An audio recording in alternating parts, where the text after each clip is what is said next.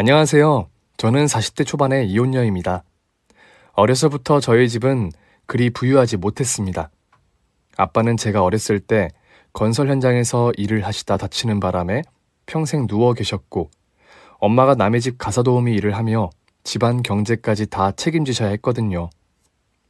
저는 어릴 때부터 그림 그리는 일을 좋아해서 온갖 미술 대회에서 상이란 상은 다 받았고, 그래서 미술 공부를 계속하고 싶었지만 어려운 집안 형편으로는 미대에 진학할 엄두가 나지 않았죠.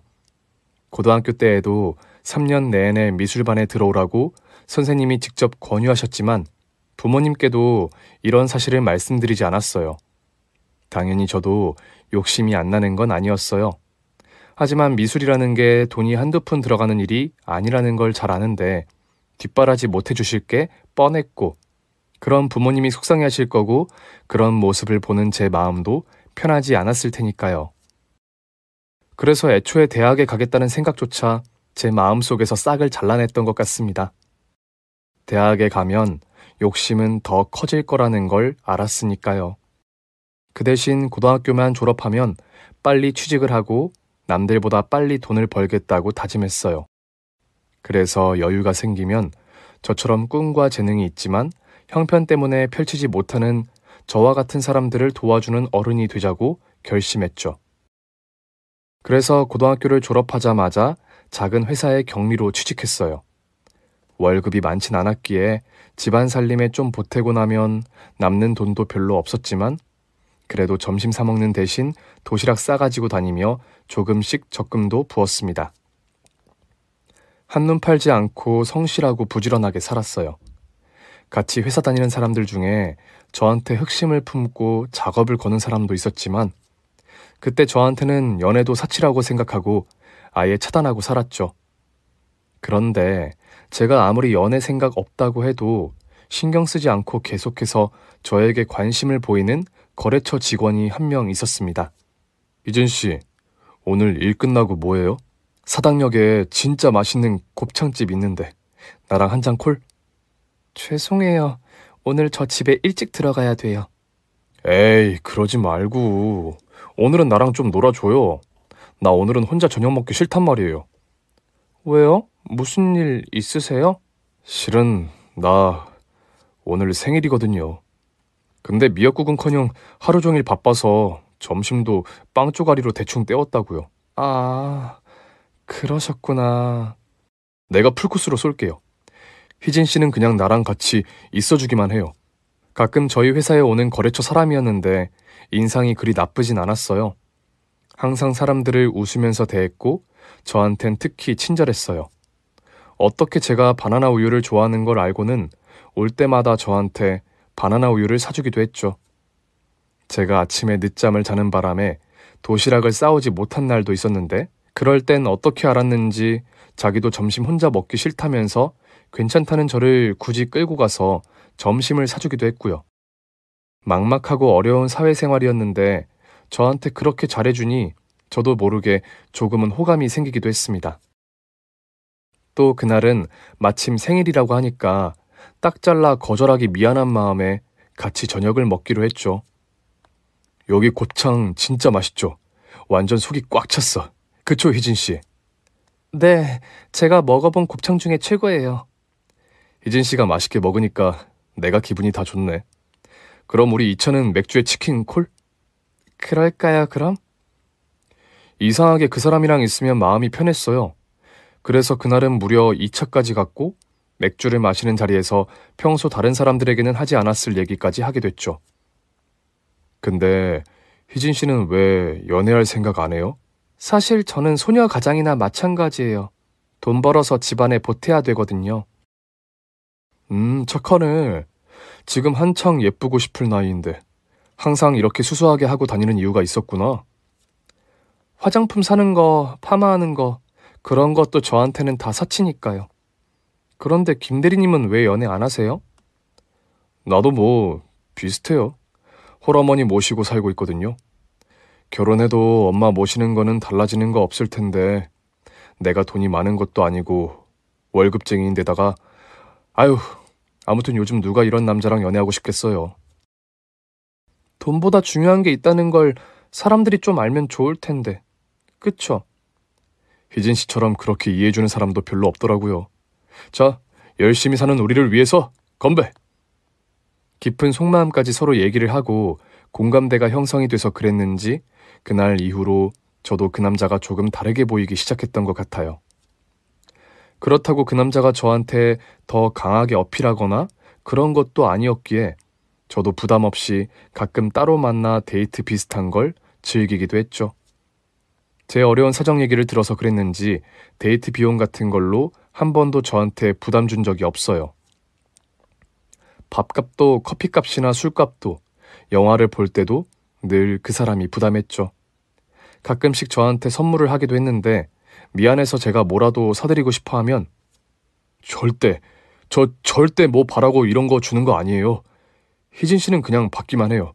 나는 그거면 충분해요. 이렇게 얘기했죠. 시간이 갈수록 참 좋은 사람이구나 그런 생각이 깊어졌어요. 어린 나이에 생활 전선에 뛰어드는 게 심적으로 힘들 때가 많았고 가끔은 엄마 아빠가 원망스럽기도 했는데 그럴 때마다 이 사람한테 위로를 받았던 것 같아요. 서로 부담 없이 5년쯤 그렇게 만났을 때 이 사람이 결혼 얘기를 꺼냈죠. 희진 씨가 나랑 결혼하면 내가 진짜 고생 안 시킬 자신 있는데. 치, 무슨 수로요? 남자는요, 좋아하는 여자한테는 어떻게든 그렇게 하게 돼 있어요. 그거 다 허세 아니에요? 불쌍한 우리 희진 씨. 오죽 힘들었으면 이런 것도 하나 못 믿을까. 아, 진짜 나 이 여자 고생 그만 시키고 싶다. 그 말이 왜 그렇게 저를 울컥하게 했을까요? 이런 남자라면 함께 고생해도 괜찮겠다는 생각까지 들었습니다. 그래서 제가 그랬죠. 그냥 우리 결혼할까요? 정말이에요? 에이, 근데 나는 집도 없고 모아둔 돈도 없고. 그건 나도 마찬가지인 거 알잖아요. 우리가 결혼해서 열심히 살면 되죠. 지금처럼요. 나는 엄마도 모시고 살아야 돼요. 저는 상관없어요. 저 어른들한테 이쁨 받을 자신 있어요. 회사에서 저 하는 거 보셨잖아요. 결혼해도 우리 지금 집에서 살아야 될 텐데 집도 코딱지만 하고요. 그거는 서로의 동선을 다 알 수 있으니까 가족들 사이가 더 가까워지는 거죠. 그때는 제가 더 적극적이었어요. 이렇게 저한테 잘해주고 간이고 쓸개고 다 빼주겠다는 사람, 나 더는 고생시키고 싶지 않다는 사람, 저도 놓치고 싶지 않았거든요. 서로의 형편이 어렵다는 걸 잘 알고 있었기에 결혼식도 아주 작게 간소화해서 했고 신혼집은 당연히 14평밖에 안 되는 좁은 시어머니의 집에 합가를 해서 같이 살게 됐죠. 사실 결혼 전부터 시어머니는 저를 별로 탐탁해하지 않으셨어요. 자기 아들이 대단한 여자와 결혼할 수도 있는데 어쩌다 저한테 코를 꿰었다며 대놓고 싫은 티를 내셨죠. 하지만 저는 내가 시어머니랑 결혼할 것도 아니고 남편만 나를 사랑해주고 내 편이면 되지라는 생각이었습니다. 남편 하나 믿고 살면 어렵지 않을 거라고 믿었어요. 또 결혼을 해서 우리가 잘 사는 걸 보면 시어머니 태도도 달라질 거라 믿었고요. 하지만 제가 너무 낙관적으로 생각했던 거죠. 결혼을 했다고 해서 그런 시어머니의 태도가 달라진 건 아니었어요. 오히려 더 대놓고 저를 못살게 굴기 시작했습니다. 결혼을 한 후에도 저는 계속 직장 생활을 해야만 했어요. 둘이 열심히 벌어서 아이가 태어나면 분가를 하고 싶다는 마음도 물론 있었고 친정에도 계속 돈을 보내줘야 했기 때문이기도 했죠. 그런데 시어머니는 일단 그것도 마음에 안 들어 하셨어요. 어머니, 국 데펴놨으니까 밥통에 밥이랑 반찬 꺼내서 아침 식사하세요. 예, 너 지금 국을 끓인 게 아니고 데펴놨다고 했니? 네, 어제 육개장을 많이 끓여서요. 어머니도 맛있게 드셨잖아요. 하루 지난 음식을 지금 시어머니 밥상에 올리라고? 어제 먹고 잘 끓여놨어요. 저희도 좀 전에 먹었고요. 괜찮아요, 어머님. 지금 여름도 아닌데요, 뭘. 글쎄, 나는 장이 예민해서 하루라도 지난 거 먹으면 바로 탈이 난다니까? 에이, 제가 말을 안 해서 그렇지. 지난번에도 이틀 3일 지난 것도 잘 드셨어요, 어머님. 뭐? 그럼 그동안 나한테 그런 음식을 먹였다는 게냐? 하여간 다시 끓여놓고 나가든지. 나는 저거 못 먹는다. 그럼 오늘은 국 없이 드세요, 어머님. 저 늦어서 바로 나가봐야 돼요. 출근하는 며느리에게 국을 다시 끓여놓고 나가라뇨. 한겨울에 무슨 국이 상하기라도 합니까? 이런 식의 음식 타박, 반찬 타박은 거의 매일 있는 일이었습니다. 결혼한 후로 어머님은 부엌일은 일절 손도 대지 않으셨거든요. 이날 이때까지 물에 손 안 담근 날이 없다. 이제 나도 며느리 들어왔으니 편하게 밥상 좀 받아 볼란다. 아예 이렇게 선언을 하시고는 삼시세끼 밥상 꼬박꼬박 차려드리기를 원하셨죠. 점심이야 뭐 제가 일해야 한다는 걸 알고는 계셨으니 굳이 말씀 안 하셨지만 아침은 물론이고 야근하고 늦게 퇴근하는 날에도 어머님은 아예 식사를 하지 않고 저를 기다리셨어요. 그놈의 회사는 무슨 야근을 그렇게 하니? 저녁 기다리다가 굶어 죽을 뻔했다. 아 뭐해, 빨리 저녁상 차리지 않고. 주말에는 좀 피곤해서 늦잠을 자고 싶을 때도 있었는데 평소보다 30분이라도 아침상이 늦어지면 주방을 들락거리며 살림을 죄다 때려 부술 것처럼 그릇들을 들었다 놨다 냉장고 문을 열었다 닫았다 하며 소란을 피우셨어요. 그래도 제가 나오지 않으면 저 들으라고 큰 소리로 하소연을 늘어놓으셨죠. 나 때는 상상도 못할 일이야 이게. 어디 시어머니가 새벽같이 나와 있는데 이부자리에 쳐누워서 시어머니 아침을 굶겨? 마지못해 일어나 밖으로 나왔더니 외출할 준비를 다 하고는 저를 노려보시더군요. 어디 나가시게요, 어머님? 며느리가 시애미 아침밥 굶긴다고 소문내러 나간다, 왜? 그리고 너 빨래를 저렇게 쌓아놓으면 어떡하니? 냄새가 나서 못 살겠다. 이번 주엔 제가 좀 정신이 없어서요. 전 그러면 어머님이 세탁기 한번 돌려주시지 그러셨어요. 내가 그걸 왜 하니? 너 저기 빨래하는 김에 내 이불 그거 뜯어서 빨아놔라.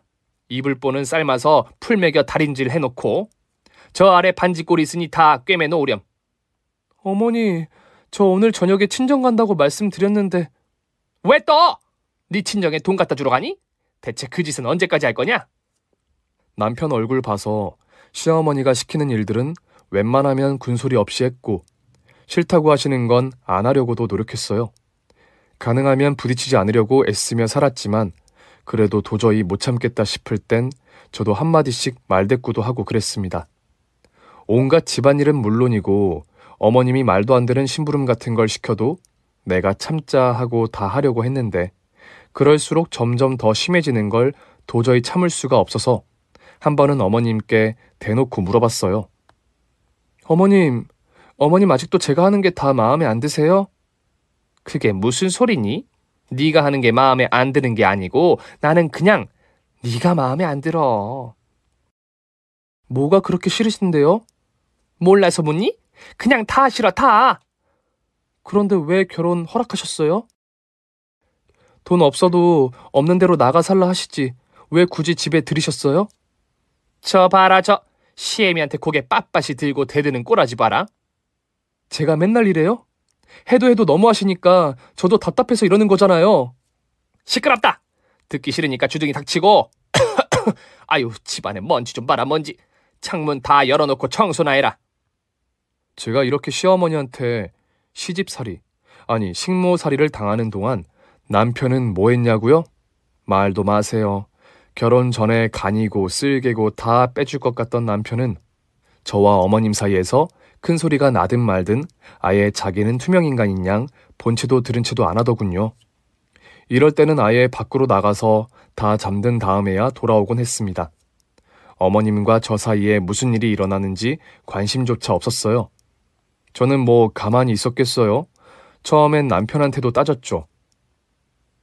당신 나 고생 안 시키겠다고 했잖아. 근데 지금 내가 어떻게 사는지 안 보여?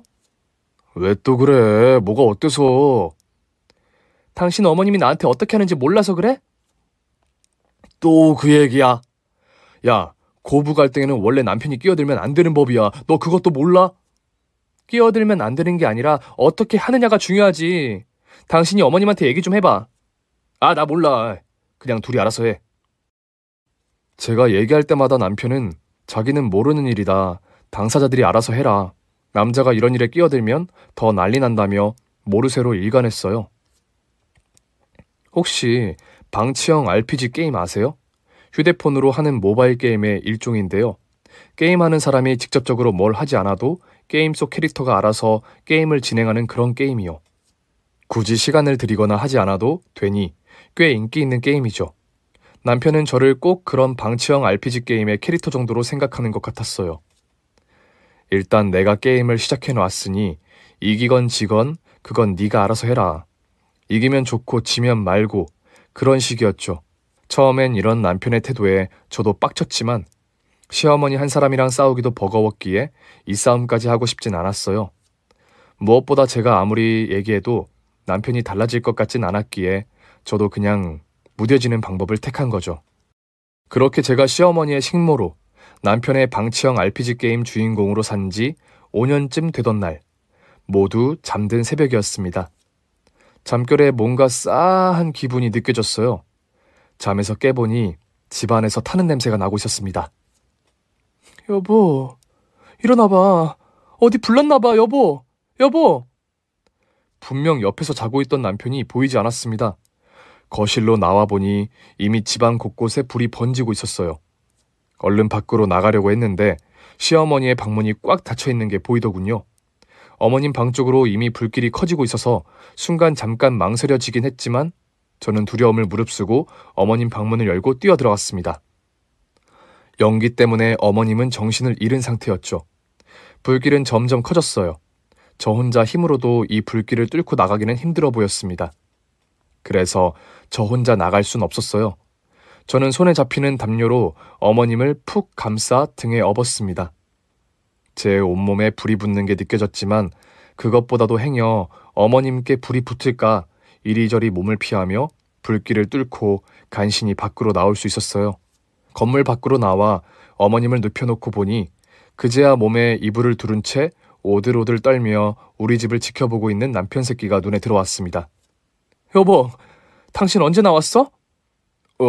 그게 목이 말라서 물 마시러 나갔다가 갑자기 파바박 하면서 연기가 나길래.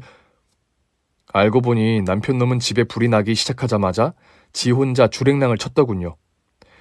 열불이 확 났지만 그걸 따질 정신도 없이 저는 기진맥진해 있었습니다. 그런데 남편 놈은 저는 눈에도 안 들어오고 지 엄마만 걱정됐나 보더라고요. 엄마 괜찮아? 엄마 정신 차려봐. 야, 너 엄마한테 무슨 짓 한 거야? 도대체 엄마가 왜 이래? 남편 놈은 우라가 치밀었는지 어머님을 구출해 나오는 과정에서 마신 연기 때문이었는지 저는 그 자리에서 정신을 잃고 쓰러졌습니다. 정신을 차리고 보니 저는 병원에 누워 있었어요. 다행인지 옆에 누워있던 시어머니는 연기 때문에 잠시 정신을 잃은 것일 뿐 다친 데는 없다고 하더군요. 하지만 저는 손과 다리 그리고 얼굴까지 큰 화상을 입었습니다. 얼굴의 반쪽이 화상으로 일그러졌지만 저는 그래도 좌절하지 않았어요. 반쪽이라도 온전히 남아있으니 그게 어디냐고 스스로를 위안했죠. 조사 결과 화재는 누전으로 인한 걸로 밝혀졌어요. 집안 형체를 알아볼 수 없게 다 타버렸지만 보상금을 받아 시댁은 새 집으로 이사를 하게 됐습니다. 집이 모두 타버렸기 때문에 이사를 하면서 필요한 물건들도 다 새로 사야 했어요.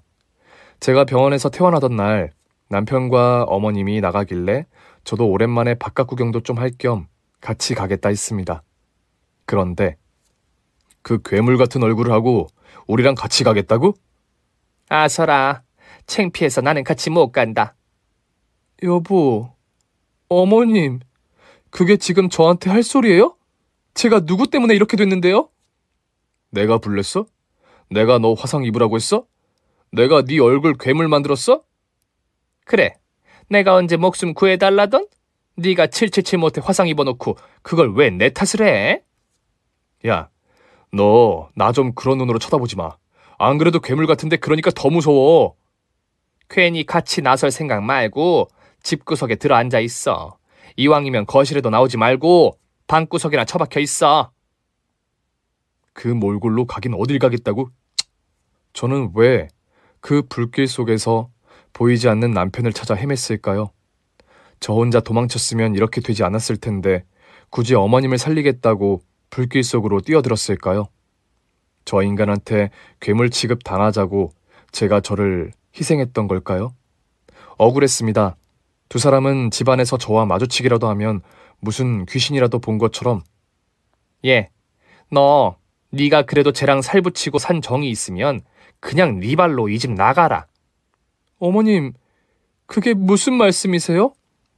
우엑, 아이고 날 좀 쳐다보지 말고 저기 벽 보고 말해. 구역질 나니까. 저보고 저희랑 이혼하란 얘기예요? 대가리엔 화상 안 입었나 보구나. 말귀는 알아쳐먹네. 여보, 당신 입이 있으면 말 좀 해봐. 지금 어머님이 나한테 당신하고 이혼하라잖아. 야, 너 입장을 바꿔놓고 생각해봐라. 너 같으면, 너 같은 괴물이랑 살고 싶겠냐? 으, 토 쏠려. 그 면상 좀 저리 치워라 좀. 어이가 없어서 눈물도 나지 않았습니다. 목숨을 건 대가가 고작 괴물 취급이라니. 저 인간들이 하는 짓도 짓이지만 그런 취급을 받으며 더 이상 이 집구석에서 살고 싶지 않다는 생각에 저도 그냥 이혼을 하기로 결심했습니다. 생각해보면 이 집은 제가 들어와 살기 시작한 때부터 저한테는 편안한 안식처가 아니었어요. 지옥이나 마찬가지였죠. 그래서 차라리 잘 됐다 싶었어요. 온전한 얼굴, 팔과 다리의 피부를 잃은 대가로 새로운 삶을 얻었다 생각하며 진고 같은 시댁을 떠나 친정으로 돌아왔습니다. 그렇게 이혼을 하고 8년이 지났습니다. 그날 일 때문에 남산에 있는 호텔에 가게 됐어요. 저한테는 아주 중요한 일이었기에 설레는 마음으로 준비를 하고 길을 나섰죠. 가는 길에 내내 뭔가 좋은 일이 일어날 것 같은 기분이 들더군요. 아, 오늘 일이 잘 되려나 보다. 그런 생각으로 기분 좋게 호텔에 도착했는데 호텔 로비를 지나쳐 가려는 순간 물걸레질을 하고 있던 청소부의 걸레가 제 구두에 쓱 닿았습니다. 아이고, 정말 죄송합니다. 제가 실수를 했어요. 제가. 무슨 일이세요? 괜찮으십니까? 네, 보시다시피 이분이 걸레로 제 구두를... 아, 구두에 얼룩이... 어디 잠깐만 앉아 계시면 저희가 금방 조치를 취해드리겠습니다. 구두에 얼룩은 괜찮은데요. 제가 방금 이분이 하시던 걸레질 때문에 발이 걸려 넘어질 뻔했거든요. 죄송합니다. 당신들 이분이 누군지 알아? 우리 호텔 VVIP 고객이셔. 당장 제대로 사과하지 못해? 죽을 죄를 지었습니다, 사장님. 아니, 회장님. 이거 구두 벗어주세요. 제가 깨끗하게 닦아드릴게요. 됐습니다. 매니저님 그냥 해프닝으로 넘어가시죠. 네? 정말 괜찮으시겠습니까? 안 그래도 오늘 재밌는 일이 벌어질 것 같았거든요. 네, 지금 재밌네요, 충분히. 괜찮습니다. 당신들 뭐해? 감사하다고 인사 안 하고. 이렇게 얼굴도 이쁘신 분께서 심성도 고우셔서 우아하게 저희를 용서해 주시다니 정말 복 받으실 겁니다. 아이고, 감사합니다. 살려주셔서 감사합니다. 저는 단박에 알아보겠던데 두 인간은 감쪽같이 저를 몰라보더군요. 하긴 그럴 만도 했죠. 목숨을 구해주고도 듣지 못했던 살려줘서 감사하다는 얘기를 8년 만에 듣게 되니 많은 생각이 들더군요. 계속해서 저에게 머리를 조아리는 두 사람을 보고 있자니 지나간 시간들이 하나 둘 스쳐가기 시작했습니다. 괴물, 저 인간들에게 그렇게 불리던 저는 이혼 후 오랫동안 많이 힘들었습니다. 사람이 제일 무섭다는 걸 뼈저리게 깨달았거든요. 친정집에서 지내는 동안 외출도 하지 않고 집안에서 지내다가 저는 제가 어릴 때 뭘 좋아했었는지를 다시 떠올리게 됐어요. 그림, 바로 그림이었죠. 그림을 그리는 일은 사람을 만나지 않아도 할 수 있는 일이었기에 저는 허구한 날 방에 틀어박혀 그림만 그렸어요. 저 혼자 그리다 보니 다른 사람들이 어떻게 생각하는지도 궁금했고 SNS 계정을 만들어 거기에 제 그림을 올리기 시작했습니다. 시간이 지나면서 사람들이 하나둘씩 반응을 하기 시작했죠. 그림에서 온도가 느껴지는 건 처음임. 저도요. 저도 그래요. 그림이 너무 따뜻해서 갖고 싶어요. 이 화갑은 누구신지 아는 사람? 비밀에 파묻힌 화가로 제가 방송국에 제보했어용. 이분 방송에 나오시면 저한테 고마워하셈. 이 그림을 그린 화가가 도대체 누구인지 점점 더 많은 사람들이 궁금해하기 시작했고 어느 날 방송사에서 출연 문의가 들어왔습니다. 여전히 사람에 대한 두려움이 있었지만 어쩌면 지금이 제가 다시 세상 밖으로 나갈 수 있는 기회라는 생각이 들어서 출연 요청에 응했죠. 사전 미팅을 하기 위해 저를 만나러 온 제작진들은 제 얼굴을 보고 흠칫 놀라는 듯 했습니다. 아무래도 먼저 말 꺼내기 어려워하는 것 같길래 제가 그냥 터놓고 얘기했어요. 8년 전에 집에 화재가 났어요. 시어머니를 구하려다가 제가 이렇게 화상을 입었죠. 보기 흉하죠? 아니요, 흉하긴요. 그런 사연이 있으신 줄은 몰랐어요. 그럼 혹시 시어머니랑 남편분도 방송에서 같이 인터뷰 해주실 수 있을까요? 아, 그건 불가능해요. 실은 그때 그 일로 이혼을 했거든요. 선생님, 정말 속물 같아서 이런 얘기하기 진짜 싫은데 제가 하는 일이 이렇다 보니까 귀가 솔깃해지네요. 선생님 사연 다 얘기해 주실 수 있으세요? 시간도 많이 흘렀고 숨기고 살 이유도 없으니 저는 그러겠다 했죠. 제 사연을 다 들은 제작진은 그 자리에서 저보다 더 씩씩거리며 화를 내더군요. 그리고 원래 찍으려던 내용보다 더 깊게 제 얘기를 다루고 싶다고 했습니다. 피디님, 이거 우리 특집으로 가시죠. 시청률 무조건 잘 나옵니다. 화가가 되고 싶었던 소녀, 괴물이 되어 화가로 돌아오다. 제목 딱 나왔잖아요. 거기다 시댁 얘기까지 사람들 열광할 것 같지 않아요? 선생님의 아픈 인생 얘기 앞서서 시청률 따위나 얘기하고 있는 저를 용서해 주세요. 아유, 아닙니다. 이왕 할 거 더 많은 사람들이 보면 좋죠. 이제 와서 못할 얘기도 없고요. 이렇게 제 얘기가 방송을 탄 후 방송국으로 엄청난 후원 문의가 쏟아졌다고 해요. 제 그림을 사고 싶다는 사람들도 많았고요. 무엇보다 감사했던 건 무료로 피부 이식을 해주겠다는 곳도 있었다는 겁니다. 저요, 이혼을 하면서도 그 집구석이랑 단 1초도 더 얽히고 싶지 않아 위자료 문제로 지지부진하게 끄는 게 싫어 돈 한 푼도 안 받고 그냥 나왔어요. 제 화상을 치료했던 병원에서도 피부 이식 얘기를 안 했던 건 아닌데 친정에 그런 부담 주고 싶지도 않았고 그럴 형편도 안 됐기에 애초에 생각조차 안 했던 일이었죠. 그래서 일찌감치 일을 시작하며 아무도 몰래 조금씩 모아온 돈에다가 나중에라도 더 돈을 벌어 얼굴의 화상 정도는 좀 덜 흉하게 고칠 수 있지 않을까 생각은 가끔 했었는데 시간이 지나면서 그마저도 포기했어요. 8년이나 지났는데 이게 가능할 거라 생각도 못했고요. 그런데 그 사이 현대의학이 어찌나 엄청나게 발달했는지 화상을 입은 팔과 다리, 얼굴까지 모두 피부 이식에 성공했습니다. 학계에서도 이렇게까지 수술이 잘 된 사례는 본 적이 없다고 할 정도였어요. 처음 저를 방송에 출연시켜준 프로그램의 제작진들이 이 과정을 모두 담아 다큐멘터리로 만들었는데 그걸 본 사람들도 꽤 많았나 보더라고요. 어느새 저는 괴물 화가에서 미녀 화가로 변해 있었고 제가 그린 그림들도 불티나게 팔려 나갔습니다. 어느새 제 수중에는 죽을 때까지 써도 다 못 쓸 만큼의 돈이 생겨 있었어요. 이건 절대로 내가 다 잘나서가 아니다라는 생각을 했습니다. 사람들의 관심과 사랑이 사람이 싫었던 제 몸과 마음을 회복시켜준 거죠. 그야말로 새로운 삶을 시작할 수 있게 해준 불특정 다수의 사람들에게 어떻게 하면 이 감사함을 돌려줄 수 있을까를 고민했어요. 그리고 어릴 적 그림을 그릴 수 없게 되면서 새롭게 꾼 제 꿈이 떠올랐죠. 저처럼 형편이 어려운 사람들을 돕는 사람. 맞습니다.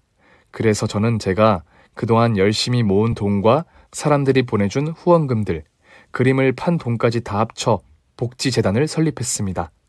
사람들은 저를 꿈농장의 회장님이라고 부르기 시작했어요. 어려운 아이들의 꿈을 무럭무럭 자라게 해주는 꿈농장이라면서요. 저를 롤모델로 삼는 아이들도 많아졌고 사회에서 존경을 받는 그런 사람으로 당당하게 제 앞에 펼쳐진 꽃길을 걷고 있는 중이었습니다. 제 지나간 얘기를 하다 보니 좀 길어졌나요? 아무튼 아까 제 구두를 걸레로 닦았던 그 두 년놈들 말이에요. 무릎을 꿇은 채 지 팔꿈치로 제 구두를 싹싹 닦던 전 남편이 힐끔힐끔 저를 쳐다보는 게 느껴지더군요. 혹시 나를 알아보나 싶었지만 그건 아닌 것 같았어요.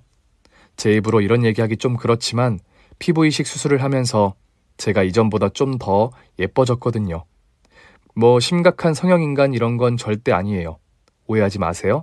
어릴 때 다쳐서 삐뚤어진 코랑 화상 때문에 늘어져 있던 눈꺼풀을 쌍수로 잡아주느라 아주 조금 예뻐졌을 뿐이라고요. 아무튼 무엇보다 제가 그 자리를 떠난 후 그 새끼가 지 엄마한테 짓거리는 소리를 들으니 저를 몰라보는 게 확실했습니다. 엄마, 저 여자 딱 내 스타일이다. 그치? 고급스러움이 아주 온몸에서 뿜어져 나오네. 뿜뿜. 정신 차려 이놈아. 네 스타일이면 뭐 어쩔 건데? 보상금 받은 거 사업한다고 다 날려먹고 지금 네 꼴이 어떤지를 좀 보라고. 그래 엄마, 그거야 그거.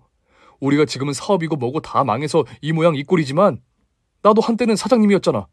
내가 좀 차려입고 나서면 나 아직 안 죽었어 엄마. 저 여자 좀 꼬셔볼까 어디? 주제 파악을 해라 이 새끼야. 아이, 어디 걸레로 아들 머리를. 그럼 뭐 머리 말고 주둥이에 쳐 넣어주리? 어? 제가 하고 싶은 말이었는데 그래도 시어머니란 작자가 대신 해주니 속은 좀 시원하더군요. 저는 그 인간들이 망해서 호텔 청소를 하고 있다는 것만으로도 벌을 받은 것 같아서 기분이 좋았는데 그 인간들은 뭔가 좀 아쉬웠나 봐요. 재단 사람들과의 미팅을 마치고 나오는데 호텔 로비에서 아주 공손한 자세로 저를 기다리고 서 있더라고요. 저한테 말이라도 한마디 걸고 싶어서 쭈뼛쭈뼛거리는 꼴이 아주 우습더군요. 하지만 그 인간들에게 내줄 시간이 없었습니다. 이미 로비에는 수많은 사람들이 저를 만나기 위해 기다리고 있었거든요. 이번에 재단에서 장학금을 받은 아이가 국제적인 콩쿠르에서 상을 받으면서 제 얘기를 언급한 덕에 저와 인터뷰를 하겠다는 기자들도 줄을 서 있었죠. 저를 만나러 온 사람들과 일일이 악수도 하고 눈맞춤도 하느라 안 그래도 정신이 없는데 여기저기서 카메라 플래시도 팡팡 터지고 있었어요. 겨우겨우 사람들 무리를 빠져나왔더니 그 인간들 기다렸다는 듯 저에게 다가오더군요. 맘 같아선 무시하고 지나가고 싶었지만 아직도 저를 지켜보는 사람들이 많으니 차마 그럴 순 없었어요. 억지 웃음을 지으며 인사를 받아줬습니다. 너 지금 꼭 이래야 되겠어? 이게 통할 거라고 생각하는 거냐고? 엄마, 나야 나. 엄마 아들. 내가 저 여자 눈에 한번 들어볼 테니까 잘 보라고. 저기요. 네? 무슨 일이시죠? 아까 일 제대로 사과하고 싶은데요. 괜찮다고 말씀드렸는데요. 아닙니다. 저는 남한테 빚지고는 못 사는 성격이라서요. 그 구두, 그거 비싸 보이는데 더럽힌 것도 죄송하고 그런 일로 그쪽 속상하게 한 것도 마음에 걸리네요. 그래서요? 뭐 어떻게 하시겠다는 건데요? 여기 호텔 식당에서 식사해보셨습니까? 제가 오늘 저녁에 그거 한번 시원하게 쏘겠습니다. 글쎄요. 제가 왜 그 초대에 응해야 되는지 잘 모르겠는데요. 야, 너무하시네 진짜. 제가 하루에 5시간 여기 호텔 화장실 청소해서 버는 돈이 6만 원입니다. 6만 원. 이 호텔 식당에서 밥 먹으려면 사흘을 일해야 된다고요. 그걸로 내가 지금 밥을 사겠다는데 거절하시는 겁니까? 저랑 식사하는 게 왜 가치 있는 일이죠? 우리가 함께 쏘아올린 한 끼의 식사 시간. 그 시간이 앞으로 우리가 함께 나아갈 앞날의 밑거름이 되어줄 테니까요. 아주 지랄이 풍년이죠. 네, 저도 물론 속으로는 욕을 바가지로 했습니다. 그레이 색깔 색연필 같은 놈이 어따 대고 작업질이야. 딱이라도 한 대 날리고 싶었다고요. 우와, 하지만 보는 눈이 있지 않습니까? 저를 존경과 부러움의 눈으로 바라보고 있는 사람들의 눈이요.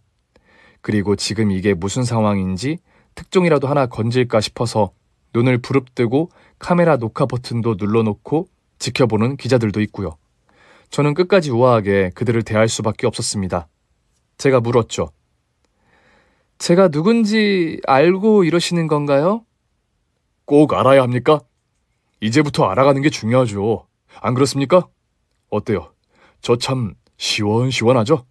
이게 다가 아닙니다. 저 제가 사랑하는 여자한테는 간이고 쓸개고 다 빼주는 인간입니다. 정말이에요? 못 믿겠으면 직접 한번 확인해 보시라니까요. 우습지도 않죠. 어따 대고 저런 뻔뻔한 소리를 짓거리는지 더는 참을 수가 없었습니다. 저는 그 말 같지도 않은 소리에 대꾸하는 대신 조용히 가방을 열어 사진 한 장을 꺼냈습니다.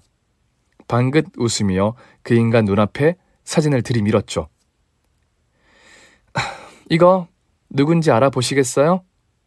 실은 저 이런 사람이었는데 많이 변했죠? 당신은 참 예전 그대로네요. 사진 속의 여자와 저를 번갈아 쳐다보던 남편은 더 이상 말을 잇지 못하고 몸을 사시나무 떨듯 벌벌 떨기 시작했습니다. 그런 전 남편을 지켜보던 시어머니가 달려와서 남편이 손에 들고 있던 사진을 뺏어보더군요. 사진을 보자마자 뒤로 벌러덩 나자빠졌습니다. 에그머니, 나는... 괴물이요. 당신들이 나를 그렇게 불렀었죠? 당신이 어떻게... 왜? 괴물처럼 살고 있지 않아서 실망했어요? 예, 너 성형수술했니? 돈은 어디서 났어? 너 혹시 팔자 고친 거야? 말 좀 해봐. 생각하는 수준도 여전하시네요. 나를 왜 괴물이라고 했는지 알겠어요. 당신들이 괴물이라 그랬다는 거. 무슨 소리야? 우리가 언제 너한테... 아니, 당신한테 그랬다고 이래. 됐고, 너 우리 좀 데려가라, 응? 그래, 우리도 마침 지금 일 끝났으니까 같이 가자.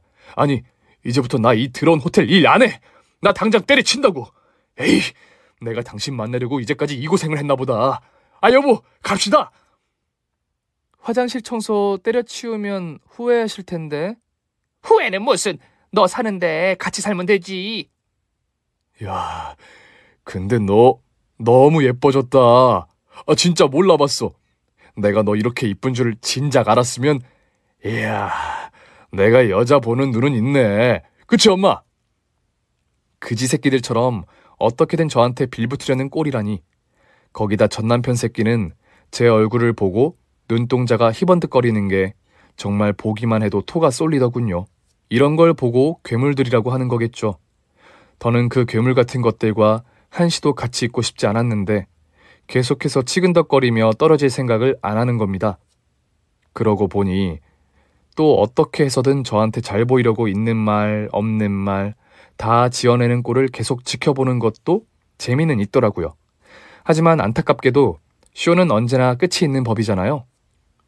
회장님, 차 준비됐습니다. 강연 시간 맞춰 도착하시려면 이제 출발하셔야 합니다. 뭐? 회장님? 너 회장님 됐냐? 이야, 진짜 잘 됐네. 무슨 사업하냐? 예, 여자가 그런 일 하면 힘들다. 이제는 네 남편한테 맡기고 너는... 비켜주세요. 그만 가시죠, 회장님. 네, 그럼 출발할까요? 여보! 내가 이렇게 부탁할게. 제발 나 좀 데려가. 예, 네 시엠이 허리 꼬부라져가지고 화장실 청소하는 거 불쌍히 좀 여겨다오. 예, 며느리야. 괴물 같은 것들이 바닥에 엎드려 저에게 머리를 조아리고 있었습니다. 그러거나 말거나 저는 우아하게 차에 올라탔죠.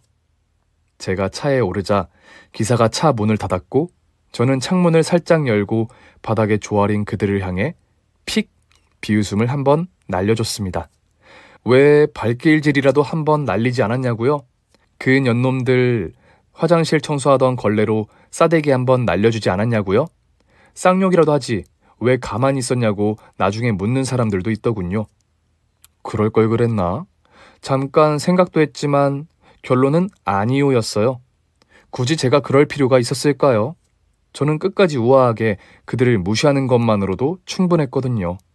왜냐하면 그 자리에 있던 사람들, 저를 존경하는 사람들과 기자들은 절대로 그 상황을 가만히 두고 보지 않았거든요. 사람들은 동영상 찍어서 다 퍼나르고 기자들은 언론사에 기사 보내고 저는 다시 한번 뉴스 1면을 장식했습니다. 꽃농장 회장님의 지옥 같았던 결혼 생활이란 주간지의 기사는 뭐 지극히 속이 보이는 가십성 제목이 딱히 마음에 들진 않았는데요. 그래도 특집으로 몇 주 동안이나 그 인간들이 저지른 악행들을 낱낱이 보도해준 덕분에 제 지난 얘기를 모르던 사람들에게까지 널리 알려졌네요. 상상도 못할 만큼 힘들고 어려운 상황을 이겨내고 제 2의 인생을 일궈낸 제 불굴의 의지에 감탄하는 사람들은 더 많아졌습니다. 무엇보다도 저를 괴물이라 부르며 사는 내내 괴롭히던 그런 인간들을 끝까지 웃음으로 대한 제 인성을 칭송하는 사람들도 생겨났죠. 그런 걸 의도한 건 맹세코 아니었지만 결과적으론 그렇게 됐네요. 소문에 듣자 하니 그 인간들은 당연하게도 호텔 청소하는 일에서도 잘렸답니다. 그뿐인가요? 워낙 유명해진 덕분에 다른 데서 일자리를 구하기도 쉽지 않은 모양이더라고요. 가는 데마다 세상 그렇게 살지 말라며 욕먹는다는 얘기도 들었습니다. 그리고 이제야 뒤늦게 제 기사들을 찾아보긴 했는지 종종 재단 근처에서 얼쩡거린다는 얘기도 몇 번 듣긴 했습니다만 그래봤자 저는 신경도 안 썼어요. 재단에 상주하는 기자들이 또 그 년놈들 사진 찍어서 기사가 나오고 그럼 그걸 보고 회장님 괴롭히러 괴물이 떴다며 저 대신 욕해주는 사람들은 또 생겨났거든요. 저요, 지금에 와서는 충분히 복수할 수 있어요. 막장 드라마 같은 데 나오는 것보다 더 심하게 그 인간들 처절하게 벌 줄 수 있죠. 그 인간들 이 세상에 발 못 붙이게 얼마든지 할 수 있습니다. 하지만 그렇게 하지 않을 거예요. 저는요, 앞으로 남은 날 동안 그런 가짜는 인간들 때문에 더 이상 제 인생을 더럽히지 않을 겁니다. 그러기엔 제 인생이 너무 아깝잖아요. 저를 좋아해주고 저를 믿어주는 사람들과 함께할 시간도 부족해요. 그런 인간들에게는 그게 어떤 일이든 제 시간 1분 1초도 내줄 수 없습니다. 그럴 시간 있으면 소중한 사람들과 나눠야죠. 구독자 여러분, 오늘 얘기도 재밌게 들으셨나요? 이 사연에 공감하셨다면 구독과 좋아요를 꼭 눌러주세요. 저 필립은 더 시원하고 유쾌한 사이다 썰로 내일 다시 찾아오겠습니다. 오늘도 행복한 하루 되세요.